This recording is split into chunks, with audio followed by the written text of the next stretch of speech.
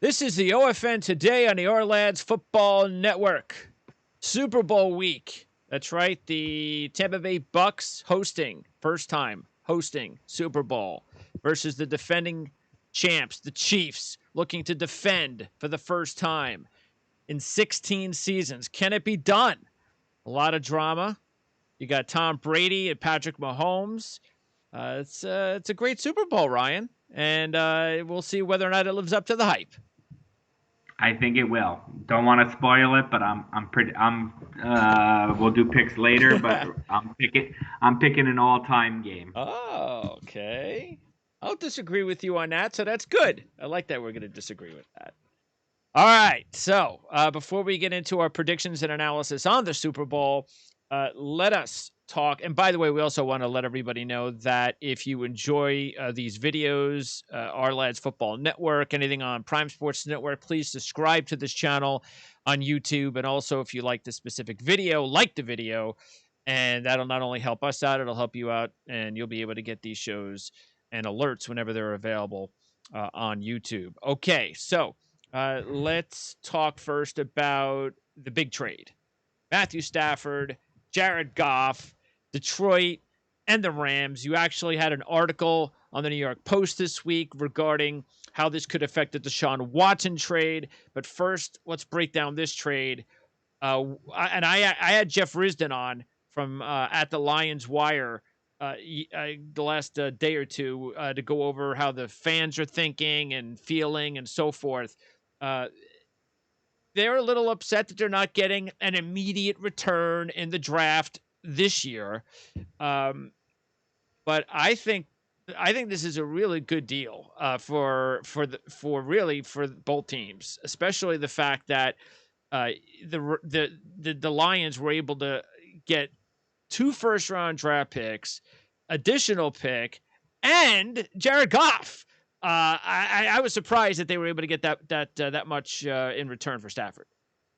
Well, the common thing going around is that they got the second first round pick because they had to take Goff's contract, and the teams were offering a better first round pick and a more immediate first round pick. I saw somebody, I can't remember who it was, some other reporter tweeted that Carolina was willing to give up the whatever it is, 7th or 8th pick. What is it, 7 or 8? Yeah, 7, I think. Yeah. For Stafford I think straight Detroit up. has 7. Okay, go ahead. Yeah, 8 for Stafford straight up. Well, that's great, but then the Lions have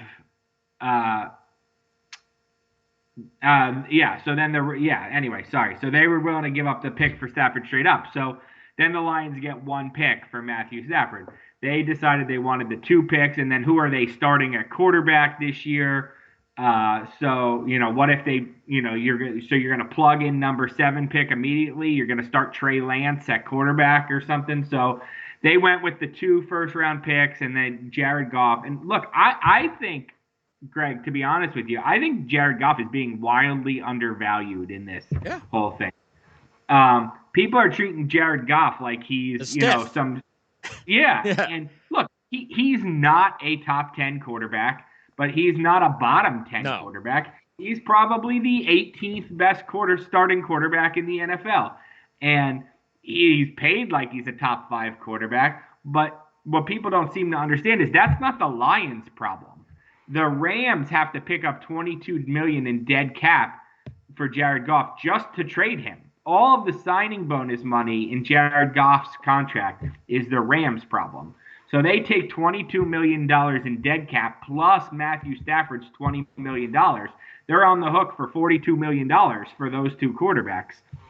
So I don't think the Lions made a bad deal at all. I think they got a young quarterback in Goff. If he's good, great. We have him under contract. If he's not good, it's a 1 or 2 year commitment. If they keep him, they have to have him this year, salary cap wise.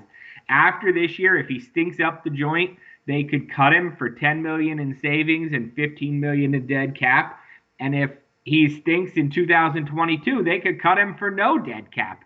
And Dan Campbell got a 6-year contract. he'll have 4 years left and a chance to start over with a new quarterback if it's not Jared Goff. I like the deal. Obviously, the Lions' new GM, Holmes, was the scouting director for the Rams. People look at it like he was doing McVay and Les Snead a favor. I don't think so. I think he was reconnecting with a guy he liked and he thinks has potential. So I don't think it's a bad deal for the Lions at all. No, I think it's a great deal. Again, sure, I get with the fans. You want that immediate return, and there's so much bad news out there regarding Goff that I get it. But I think the people in the know, the people that actually understand what's going on, this is a good deal. This is a very good deal for an organization that is rebuilding. And I really like a lot how Detroit is putting everything together. And this was the first test as far as this new front office, the coaching staff, and so forth. Did they pass that test? And absolutely they did. I love the fact that they brought in John Dorsey. John Dorsey is a great evaluator of talent. To bring him in, he's not the GM, but he's going to help to bring in talent. Love the fact that they brought in Anthony Lynn as an offensive coordinator and Aaron Glenn as a defensive coordinator. I think they're putting a good staff together, a good front office together. You have Chris Spielman there. You put this deal together. I like everything going on finally in Detroit, and hopefully it works out for them. The one problem is if everything goes poorly, and that's typically what happens with the Lions, I don't know how they're drafting their quarterback because the 2 picks from the Rams are going to be in the 20s, right? The Rams are going to compete now for a Super Bowl. So you're going to get, I don't know, pick 25 in 2022 and pick 29 in Well, you're going to have to trade all of that draft capital and move up. You're going to have to, correct. Yeah. You're going to have to package it all to move up is what you're going to have to do. Exactly. Unless Goff works out. You're not getting your quarterback there more than likely in the 20s. And with Jared Goff, you're probably not going to be terrible enough to pick in the top 3. So you're kind of in that no man's land where you're going to be picking 12 and 25 or whatever. So, yeah, you're going to have to hope to package 12 and 25 to some team that has a quarterback but for whatever reason stunk and is, in the top 3 like, the Texans would be this year if they hadn't traded it to the Dolphins. Yeah, and the other thing about that we'll keep an eye on is Detroit. They were able to get an additional pick this year. That still only gives them 6 picks in this year's draft. So you would think that they're going to, especially even early on, they might. Will they keep that pick where it is in the first round, or will they trade down? And will they use any of the draft capital, future draft capital, to try and move back into this year's draft, which then in turn could affect whether or not, like we just said, they'll be able to use some of that draft capital in the future to move up in future drafts, maybe 2022 to get one of their quarterbacks. So it'll be interesting to see how they play this game. Yeah, and from the Rams side, I mean, it's really simple. It's Super Bowl or bust. That's it. I mean, that's it. It's really that simple. They mortgage everything. I don't even mean NFC or bust. Super Bowl, have to win it. Yeah. Win it, absolutely. All right, Rams. So their defense proved last year that as long as they get that defense again this year, here's the problem: the whiz is gone. Okay, that is a little bit of an issue. And then you throw in the fact that you're never going to get the same. You're always going to have changes, injuries, things like that. So, and it wasn't like this Ram defense was awesome the year before. So they need this defense to be really good. Not awesome, but really good because Stafford's going to elevate the offense. But yeah. And they weren't exactly great in the playoffs against Aaron Rodgers. No, but then again, that's where you hope that they get the offense to pick up the slack and Matthew Stafford, but they better keep him upright. They have to make sure that offensive line is intact, and they can't rely on guys like Whitworth and so forth because they're aging. I think that's the one thing that you look at with the Rams is maybe building up that offensive line more in the draft. The one thing is, and I hear Matthew Stafford is a great guy. From everything I hear is he's a terrific guy. And you root for people who are in bad. You want to see Larry Fitzgerald win a Super Bowl. You want to see certain guys who have been good guys who, have played for a long time on one very bad team to break through, right? Like you want to see this. Like it takes me back to the NBA. Like I'm disappointed Patrick Ewing never won a NBA title, right? You want to see guys get their championships. But this trade has made Matthew Stafford suddenly into like Aaron Rodgers. Like, look, I get it. Matthew Stafford, this is a crazy stat. In 12 years, Matthew Stafford had a 100-yard running back in a game 11 times. Yeah. In 12 years. Yeah. That is awesome. Saquon Barkley has 1,100-yard rushing games in 30 career games. Sure. So so he hasn't had a lot of help. Nope. I get it. He hasn't been incredibly well coached. I get it. But let's not act like suddenly this has become like the Rams received a Hall of Fame quarterback. Matthew Stafford's never won a playoff game. Correct me if I'm wrong. I don't think he's ever won the division. They've been to a playoff game a bunch of times as a wild card. I think he's 0-4 in the playoffs, or 0-3 in the playoffs. Like, Matthew Stafford's a really good player who we'd like to see now with better weapons and better coaching what he can do. But he's not Aaron Rodgers. They didn't acquire Aaron Rodgers. No. So the idea that he's suddenly going to, become this Hall of Fame quarterback, he has been, in a way, overhyped by this trade. The bar for Matthew Stafford is now way up here, and I don't know if he's going to be able to reach it. Yeah, it sort of reminds me of Phillip Rivers, but without the opportunities that Phillip Rivers has had. Phillip has had many more opportunities than Matthew Stafford, but now it's time for Matthew Stafford to put it up and prove to everybody whether or not he is capable of being that good when it counts. And like you said, I agree. I'll be rooting for him. So I hope it works out for him. Not that I'm rooting for the Rams, but Matthew Stafford has gone through a lot of suffering in Detroit. He's a good football player, and I sure hope he gets his chance. That's all you can ask for is a chance. So, yeah, he has a chance. Yeah. He has a chance. All right, so now what this does to Deshaun Watson.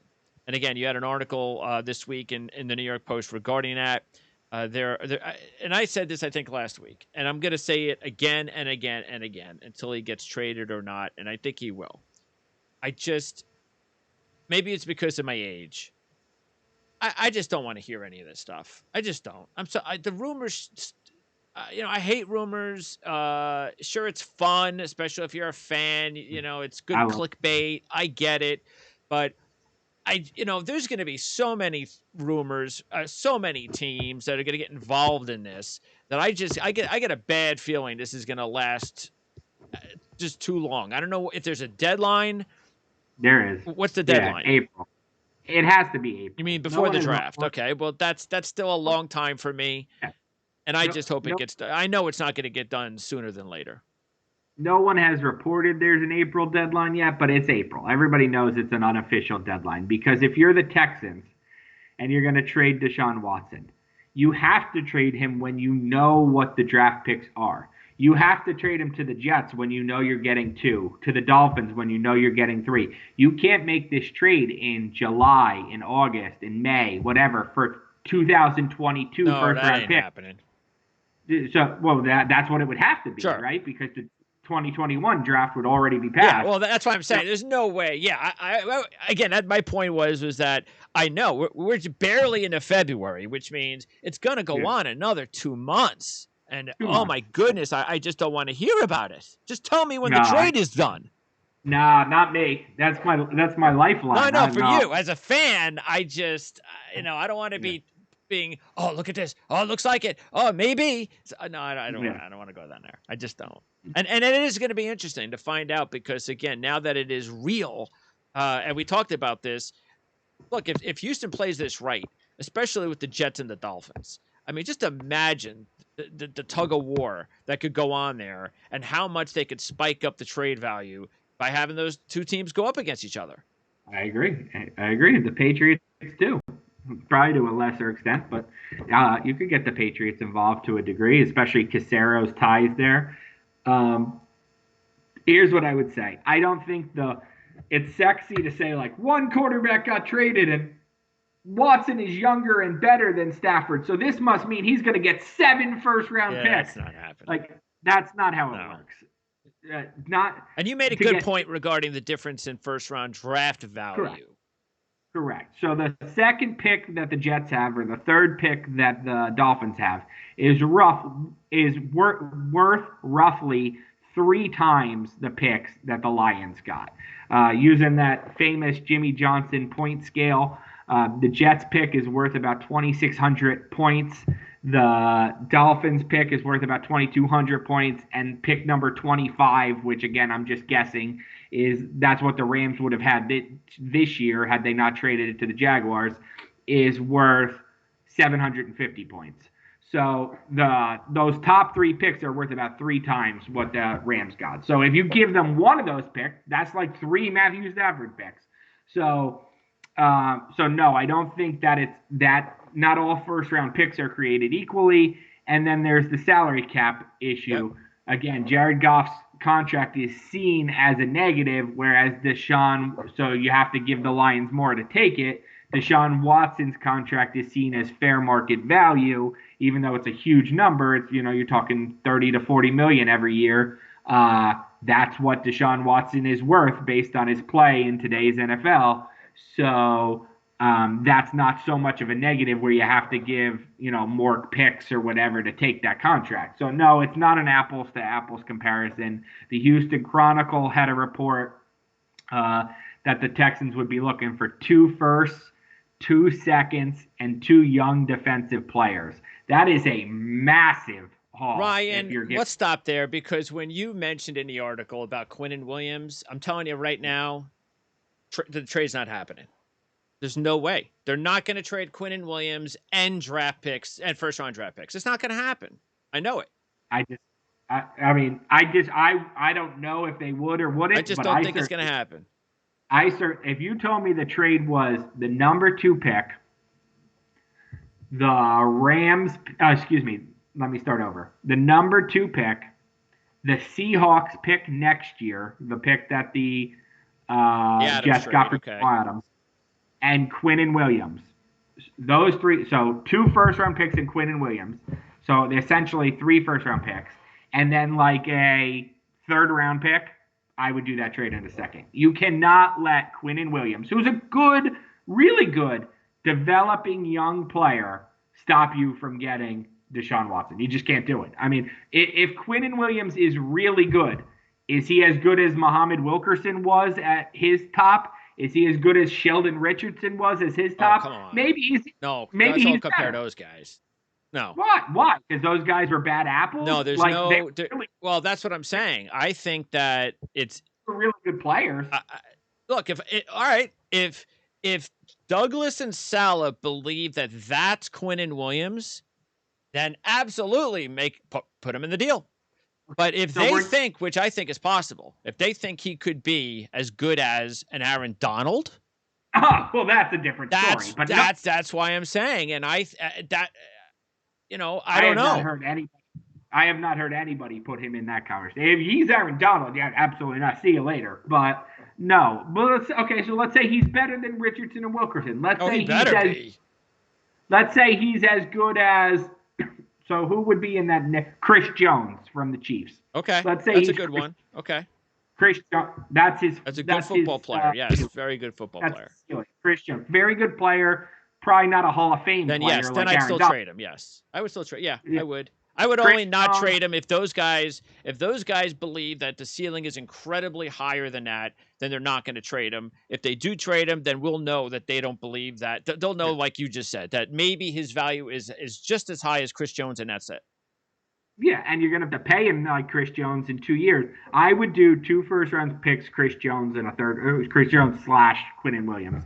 I would do 2 first-round picks, Quinnen Williams, if that's what I believe he is, a really good Pro Bowl player that's not a Hall of Famer, and a third-round pick for my quarterback for the next 10 years, done. Sign me up. Yeah, but again, like we said, it'll be interesting. Let's see if you compare what the Dolphins can give. That's the one thing the Jets do have an advantage on the Dolphins, is the Dolphins don't have that Quinnen Williams type of player that they could throw into the deal. So that's a good thing. That if Jets. Problem for the Jets is they only have one of those guys. Yeah, that's a problem. Exactly. You take them off the defensive line. That's a big loss. That's true. If they want 2, if the Texans wanted 2 good players, Like the Jets can't say. I'll use the Giants as an example. The Jets can't say you can't have Quinnen Williams, but you can have like Jabril Peppers and Xavier McKinney. The Jets don't really have Jabril Peppers and Xavier McKinney. It's like they have Quinnen Williams and then like Bryce Hall, and like the drop off is like is like Mount Everest. You know what I mean? Actually, probably be Fudakasi would probably be their next best. Well, defensive line at least. He would be their next best player. He's probably the next player on the whole defense. He probably is. Young yeah. player. Yeah. Because Marcus May is a free agent, so you can't include him. No. So. Yeah, it's going to be interesting. And the thing is that Joe Douglas is such a draft guy. Boomer talked about how, if this was Mike McCagnon, this deal would have got over already. And it's like, all right, yeah, boy, you know what, Boomer? That's why Mike McCagnon is no longer a general manager, okay? Because that's what he used to do. He used to just throw money at all these big players and forget about building through the draft. And that's just not Joe Douglas. That's why it's going to be hard for him to do this. Look, if the deal is done and I see a crawler on ESPN and the Jets have acquired Deshaun Watson before I even know what the package is, of course I'm going to be excited. And I don't care what the package is. So let's just get that out of the way. But I just don't think this is going to be very easy. I just don't. The Jets, Dolphins, they've got all the cards. And, I don't care what San Francisco or the Patriots or any of these other teams, they don't have the ability to make the deal that the Jets and the Dolphins do. So we'll see whether or not they're desperate enough.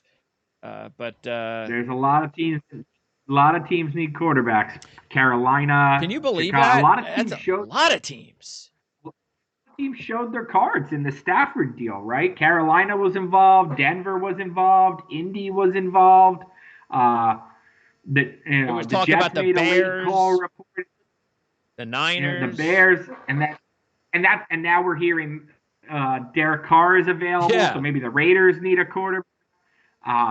The Saints, if Drew Brees retires, need a quarterback. Yep. San Francisco was involved with Stafford, right?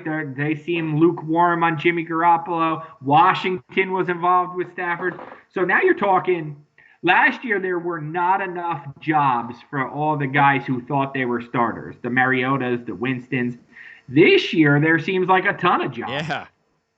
Yeah. And it's not like on some of these teams, it's not like if Garoppolo, then he becomes available and then he goes somewhere else. Bridgewater probably just stays there anyway as the backup. What's that? Yeah, Jimmy Garoppolo might not be a starter somewhere else, though. That's the problem. Well, in the NFL, 32 teams, he should find a starting hole, you would think. I disagree. I think we had this argument last year, Greg. I disagree. Like people always say that, like, oh, there's not 32 quarterbacks. There are 50 guys who think they're starting quarterbacks. Oh, sure. What they think. Jameis Winston thinks he's a starting quarterback.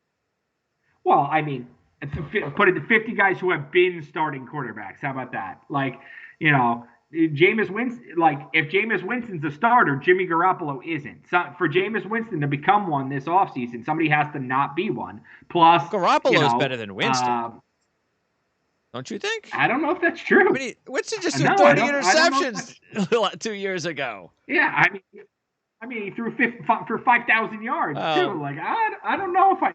Yeah, but shouldn't that mean though that he'll stay in New Orleans though? If that's the case, he'll stay there. Well, it seems like they prefer Taysom Hill. So. Oh, that's crazy. I don't know. Yeah. I mean, who did they start when they needed a quarterback when Drew Brees was hurt? They started Taysom Hill. Yeah, that's crazy. So, maybe they'll just bring them both back. I don't know. Let them compete. And Atlanta, we don't know what they're going to do with Matt Ryan. Correct. Yeah. If Carolina's if Carolina's getting a starting quarterback, where's Teddy Bridgewater? He isn't starting for anybody. No. He's going back to being a backup. Yeah, and I think that's definitely going to happen. You heard what Rule said the other day about wanting his quarterbacks to make plays like in the crunch time, whatever he said. It's like a shot at all the drives that they couldn't complete. Well, Teddy Bridgewater couldn't complete. So he's not going to start this year. if Chicago's out in a quarterback, Mitch Trubisky's not a starter. If Denver's out in a quarterback, Drew Lock's not a I agree starter. with that. So like, Yep. I don't know. I don't know that it's a guarantee that Jimmy Garoppolo is a starter. It's gonna, I heard something about how San Francisco, and I'm going to talk to Cam Inman later on to talk more about the Niners situation from the San Mercury News. So obviously I'll find out more about that. But one of the things I'll ask him was the deal where apparently the Niners they could have triggered something in the contract with Garoppolo last year, and the fact that they didn't, that meant that they were confident, or most people would look at the observation on the outside that means that he was gonna be their quarterback in 2021. But we're just hearing too many rumors about the Niners potentially. I mean, Kirk Cousins. If the rumors, you kind of believe the rumors are true. So, but I'll talk to Cam about that later on to find out. But yeah, it's not looking good for Jimmy G, and you can't rely on Jimmy G anyway because he always gets hurt. So. Correct. Yeah. Yeah. But yeah, I mean, look. Look, I think what teams are doing. I like it. I think what teams are doing is smart. I like this new wave of general managers who the NFL used to be a no trade league. Yes. Now it's a trade league. Yes. I like it. And I like what teams are doing. I criticize the Giants for not doing this all the time. If you haven't quarterback that you're on, then you should be poking around. Yes. Like, forget hurt feelings, or I don't want to hurt this guy's feelings. Put that aside. I'm not saying you should act, but the idea that you would just sit there with Jimmy Garoppolo as the Rams have Stafford and the Seahawks have Wilson and the Cardinals have Murray, and you're just going to sit there. Maybe you do run it back. Maybe when all things are considered, the cost for somebody else or whatever, you decide Garoppolo is your best option. But to sit there on your hands and not at least poke around would be silly. So I like that all these teams are like, let's see if we can do better. If we can't, we have a guy we're comfortable with, but let's see if we can upgrade. Yeah, the two most talented teams with quarterback needs are Indy and San Francisco. At least San Francisco might have a fallback with Garoppolo. The Colts, they have no fallback. I mean, they're not turning to Brissett to be the starter. That's just not going to happen. So what the Colts do, I don't know. I mean, what are the Colts going to do? I don't know. I thought they were going to get Wentz until Sirianni went there, and now I don't think Wentz will be available. So I don't know. I really don't know. It's I guess they can turn to, yeah, but they're not going to pick high enough. So no. I think they're a win now. They have a win now mindset in that organization. So I think they'll end up with one of these veteran guys, whether it's whether it's Matt Ryan or Garoppolo. I think they'll end up with some win now guy. Yep. All right, so it should be a lot of fun following that, and maybe not so fun if you're a Jet fan with Deshaun Watson. Houston, so you talked about this on last week's show, that the rumor was that David Culley was a leading candidate and maybe close to being the guy, and a few hours later, he was the guy. So nobody really knows who David Culley is outside the Baltimore Raven fan base, and I'm not even sure most of those fans know. I'll talk Raven football tomorrow, actually, with Tony Lombardi, so that's good. But anyway, what does this do?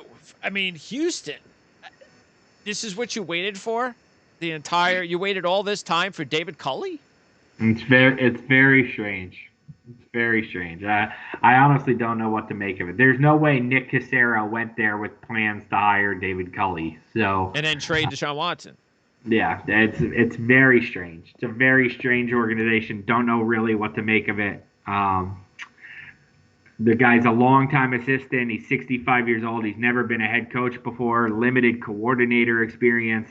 I don't think that should rule you out, because I think good leaders make the best head coaches, whether you're an offense, defense expert. Good, be a coordinator. I think good leaders make the best head coaches. But very strange. He's not a name. I'll be honest with you. I had never even heard of him before. Me neither. 2 weeks ago. Yep. So, I mean, maybe they're looking at it as, here's a guy that is a very good teacher. We're in rebuild mode. And we need a guy that's going to help us over the next couple of years to rebuild, because we can't get maybe I don't even know if Bieniemy wanted to go to Houston. Well, correct. I don't know. I can't say this because I really don't know what their options were. How many people were going to take that job Yeah. knowing Sean Watson wants to get traded? I don't know. Yeah. I mean, So maybe this was about that. Is okay. This is a rebuilding phase. We got a teacher, and then in a couple of years we'll reevaluate. And if things go well, we could always get another coach. But yeah, you would think that this is that's also the writing on the wall. And if Deshaun Watson, I mean, how you're not bringing him back by hiring David Culley. So I think that was the final nail. Mike Pettin, boy, what a surprise! They're not bringing him back. He's not going to be given a contract extension. We kind of talked about that. The Greg Williams esque defensive strategy at the end of the first half in the last game, but Mike Pettin will be somewhere else, and Green Bay will be looking for a new defense coordinator. yeah, they're in scapegoat mode. They Yeah. they let go of their special teams coordinator too, right? It can't be the offense because that's where LaFleur's specialty, and you have Aaron Rodgers. It can't be the offense. We keep falling short. So who are we going to change to get us over the hump? So let's change the defensive coordinator and the special teams coordinator. Green Bay's defense wasn't terrible No, all they were season. better. Yeah. Yeah, I think they were like 10th in the NFL in total defense. They were fine. And they intercepted Tom Brady 3 times in the Yeah. NFC Championship game. One guy let him down. Yeah. Uh, so the idea, I mean, look, I get it. You know, this is what teams do. We fell short. We need to make a change somewhere, so we'll make a change. But It's like moving on from a kicker who had a good season because he missed the game-winning field goal correct. in the That's playoffs. Yeah. All right, now I'm going to pop up the Hall of Fame board again because we're going to find out in a couple of days. Boy, wow, it's been leaked that Peyton. It never gets leaked, but it's now leaked that Peyton Manning. Well, of course it's leaked because we all know Peyton Manning. Everybody knows. So Peyton Manning is going to be the guy, and we went over your list last time. I think you had Baselli, Woodson, and Manning as your definites in, correct? Yep. Those are my 3 I would absolutely vote for. Yep. And you were having to decide on Wayne, Calvin Johnson, Lynch, and Mills to round out a top 5. What did you come up with? Because you were leaning with Wayne and Johnson last week. I think one thing the Hall of Fame voters are really going to have to decide in the next couple of years is on all these receivers, right? Because like the NFL about, you know, in the prime of all these guys about 10 or 15 years ago kind of became this pass first league. So Isaac Bruce got in last year, and now there's Torrey Holt. You got to put him in. There's Calvin Johnson. You're going to put him in. There's Reggie Wayne. You're going to put him in, and you can pull up all their stats and look. And this guy has a few more catches. This guy has a few more yards. This guy. They're all in game the numbers. They're all in the 80 to 90 touchdowns for their career. I would put Johnson in before Wayne and Holt because I just feel like he was dominant longer. Yes. He had a 1,600-yard season, an 1,900-yard season. He was a monster.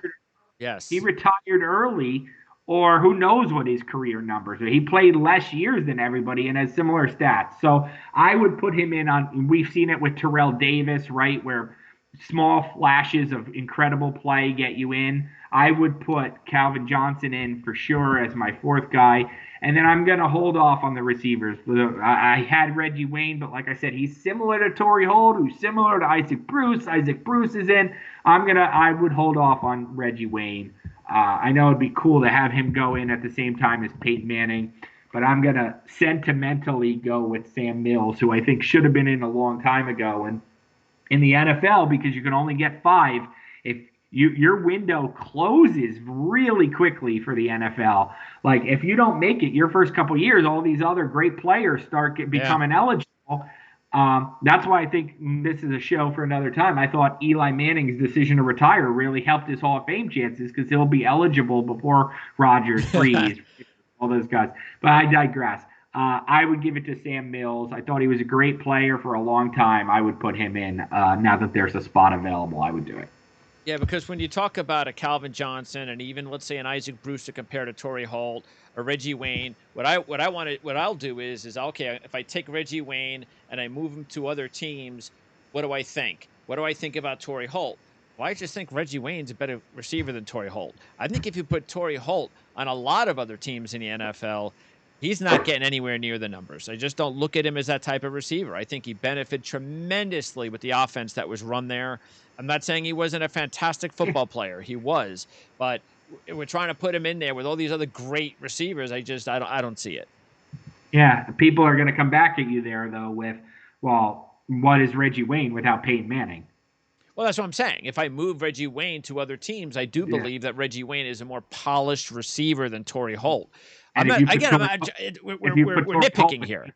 Yeah, if you put Torrey Holt with Peyton Manning, I'm sure Torrey Holt's numbers are, incredible too. I don't know. To me, they're very different players, but to me, I'd say they're very similar. You don't, which is interesting. And So look, I also don't believe that if somebody said to me, "Oh, keep Reggie Wayne out," I wouldn't put up a big argument either. I don't think Reggie Wayne is Calvin Johnson.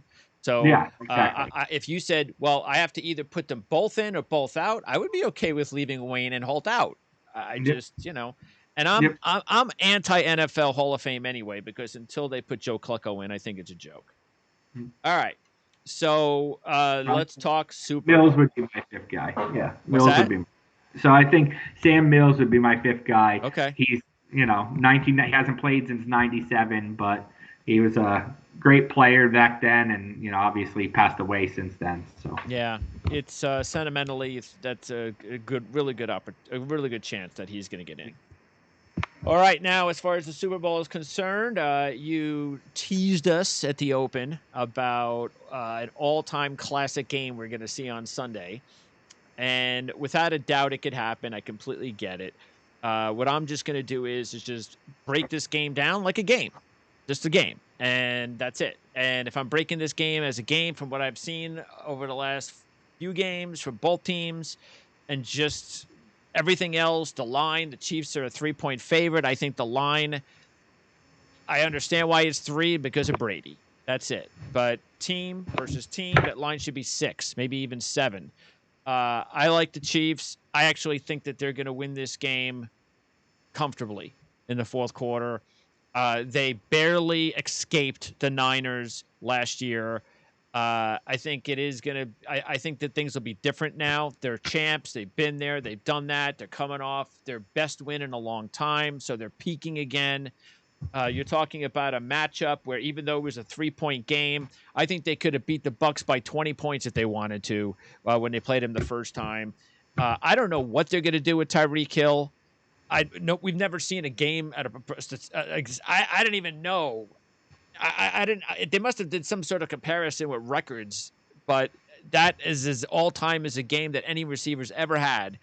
13, 269, and 3 touchdowns. So I don't know how you even get close to. All right, well, we're gonna have to keep him to 9, 150, and a touchdown. That's about it because you're not moving that down all the way. It's just not going to happen. And Kelsey's been just phenomenal. And Brady throws interceptions like he did in that game the first time out. So I think it ends. I think the glory ride ends, and I'll say the Chiefs win this one going away in the fourth quarter. give me a score. I'll say it'll be something like 42 to 24. Okay. I'm picking the Bucks, and I last week I agreed with you before I got into the nitty gritty of the game. Just look at the 3,000-foot view. The 30,000-foot view. I thought exactly what you thought. I thought the Chiefs win. There's too much talent. There's too much speed. And then I started to do it, and right now I'm in that mindset of the line of scrimmage. As you catch me right now, and I don't know that the Chiefs are going to be able to block JPP, Sue, Shaq Barrett, and on the other side of the line of scrimmage, I like the Bucks offensive line against the Chiefs pass rush. I think I give the Bucks the advantage on both sides of the line of scrimmage, and when that happens, Patrick Mahomes could be running for his life, and then, he makes incredible plays when he's on the run, but could he make a stupid decision or two? Like, to me, I think it's going to be a shootout. I think it's going to be a who has the ball last kind of game, and I'm giving the advantage to the Bucks just because I think the Chiefs are going to have to work much harder. I think they'll score, but I think they're going to have to work much harder to score than they're accustomed to. So 35-34 Bucks. Okay. Well, I would come back with these two teams played already this year. And I know it's a different game and a different situation. I get that. But these two teams played. It was a game that the Bucks were hyped up for. And Patrick Mahomes, like I said, I mean, he basically did what he wanted to do. And I don't know how the Bucks are going to do much better. It's not like they had a ton of guys out that game. Oh, now we got all these guys in. Eric Fish definitely played in that game. Did Mitchell Schwartz play in that game too? I'm looking it up right now. Yeah, that's having Fisher out, no question. That is that. But also Tampa Bay. Let's keep in mind they lost their offensive lineman. They had both their tackles. They don't have either tackle this game. Yeah, and it's Tampa Bay lost their guard. And that's not as important as the two tackles. I get that. But look, again, the Chiefs' offense is, I just think, too good. And Brady's going to have to not turn the ball over. If he turns the ball over like he has in some of these other games, I think they have to be almost turnover free. I also like Spags versus Brady. He's got a history. Not that many defensive coordinators have had a good history against Brady. So I think there's he's got something to fall back on. So I like that as well. Be interesting. I don't know. I mean, look, it's definitely better. We all know that if this is a fantastic football game, it's got the opportunity to be. It's been a terrible season. It's the worst possible season we've had, but we survived it as fans and media and so forth. What happens now? How this is going to dictate how it ends. Does it end with a blowout where we go, oh, what a terrible year? Or does it end with one of the greatest historical games ever and we forget about all the bad stuff? So this is going to dictate, I think. This is going to be the story of how the season goes. To me, the story of the season was that they made it through the season with every game played. To me, that's miraculous. I can't believe that they did that, amid the pandemic. So, to me, it's a win that they played the whole season, and I was able to get a paycheck all season. Absolutely. All right, Ryan. So we'll be talking. Actually, we'll talk Super Bowl next week, early next week for sure. We'll do a Super Bowl recap, but then also we're going to have you on to talk Giants football. We'll recap the Giants season, so you'll be the official analyst guest to actually preview the offseason for the Giants. And then you'll also be on when we interview our special guest to talk Philadelphia Eagles football. We'll do that in the next couple of weeks. So a couple of NFC East teams we'll be highlighting with you in the next few weeks. But we'll wrap up the Super Bowl early next week. Maybe we'll be able to get together on Monday for a few minutes just to do a quick recap. And I know it's not officially over, but we're almost there. And I had a great time talking football with you this year. Yeah, it's been a good I'm glad we did this year. It was a good time. Yeah. All right, Ryan. Thank you. What are you working on? What are you going to have? A couple of articles out over the next few days? I'll probably have the post back page tomorrow. Something with Bruce Arians' no risk it, no biscuit philosophy. I love that. So, where's the best biscuit you ever had? Popeyes? Actually, it's probably Kentucky Fried Chicken. Okay. All right. Well, if I was there, I'd be the crazy reporter asking everybody where the best biscuit they ever had was. How about you? Popeyes is probably the best biscuit ever. Yeah, I don't never eaten at Popeyes, I don't think. So maybe I should. Or what's the oh god, I can't think of the name of the place. The Country Griddle or something. Got me on that I can't think of it. Something. It's a chain. And all of a sudden I can't think of what it is. Big one? Huh? It's a big one? Around here it is. Okay. I can't think of what it is. Anyway, I'll think of it and we'll mention it next week. Okay, sounds good. Maybe you can have a biscuit on the show. Yep. Even though they don't usually work out very good when you got to eat them right away. Yes, exactly. Nobody wants leftover biscuits. Yeah. All right, Ryan. Thanks a lot. We'll talk to you next week. See you, Greg.